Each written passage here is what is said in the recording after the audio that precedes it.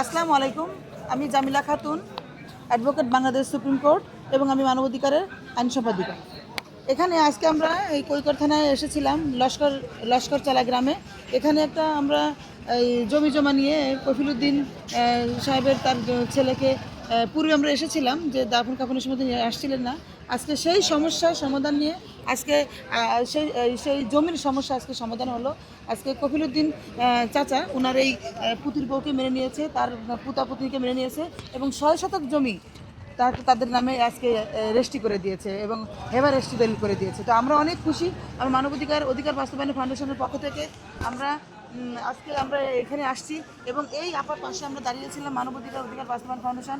আমরা তার পাশে দাঁড়িয়ে আমরা তাদেরকে যে আইনি সহযোগিতা সহ তাদেরকে পাশে থেকে বুদ্ধি পরামর্শ দিয়ে সাথে থেকে যে আজকে এই সমস্যার সমাধান হয়েছে, এজন্য আমি সাংবাদিক ভাইদেরকে সকলকে ধন্যবাদ জ্ঞাপন করব, এবং বাংলাদেশের দেশের বাইরে যারা আছেন, যারা সাপোর্ট দিয়েছেন এই বিষয়ে, তাদেরকেও আমি ধন্যবাদ জানাবো। এবং আজকের এই সমস্যার সমাধান চূড়ান্তভাবে সমাধান হলো ৬ শতক জমির মাধ্যমে। তো আমি আপনাকে প্রশ্ন করবো, বোন সোনিয়া, আপনি কি আপনার শ্বশুর আপনাকে যে সম্পত্তি দিয়েছে, ৬ শতক সম্পত্তি দিয়েছে, ৬ শতক সম্পত্তি দিয়েছে, এই জন্য কি আপনি খুশি? আলহামদুলিল্লাহ। আপনি কি খুশি? আলহামদুলিল্লাহ। আচ্ছা, উনি বলছে যে আলহামদুলিল্লাহ, আমি এই ৬ শতক সম্পত্তি পেয়ে আমি খুশি। আমি যে আমার স্বামীর সম্পত্তিতে, আমার স্বামীর যে ভিটায় যে আমি থাকতে পারবো, এই জন্য আলহামদুলিল্লাহ উনি খুশি। Thank you very much. অভিযোগ আছে আপনার শ্বশুরের প্রতি? জি, এতদিন তো অনেক ঝামেলা হয়ে গেল, শ্বশুরের বিরুদ্ধে অনেক নিউজ হয়ে গেল। এখন কি আজকে ৬ শতাংশ লিখে দেওয়ার পর কোনো অভিযোগ আছে কিনা? না। আপনি আলহামদুলিল্লাহ বলছেন, হ্যাঁ, এবং আপনি ঘরের যে ব্যবস্থাটা, এই ঘরের ব্যবস্থাটার জন্য কি করতেছেন বা আপনার দাবি কি?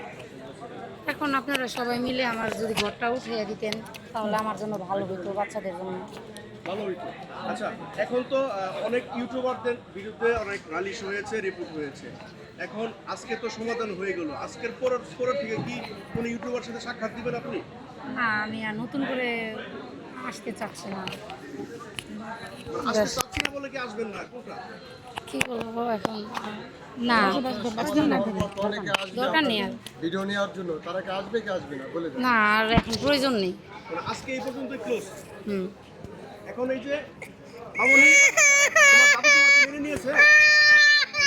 মামনি, হাতে ধরো। তোমার দাদু তোমাকে মেনে নিয়েছে? তুমি দাদুর কোলে উঠেছ? এখনো উঠো নাই? আচ্ছা, উঠে যাবা। এই যে তোমার দাদু তোমাদের নামে জমি দিল, তোমার কেমন লাগছে এখন? এখন তোমার দাদুর বিরুদ্ধে কোনো নালিশ আছে, তোমার কোনো অভিযোগ আছে? হ্যাঁ, এখন তুমি বাবার কবরে গিয়ে ভালো জেরাত করবে? এখন অন্য কোনো ইউটিউবারের কাছে কি তুমি কোনো সাক্ষাৎকার দিবে, কথা বলবে? কথা বলবে না। এখন তুমি ঠিকমতো পড়াশোনা করবে।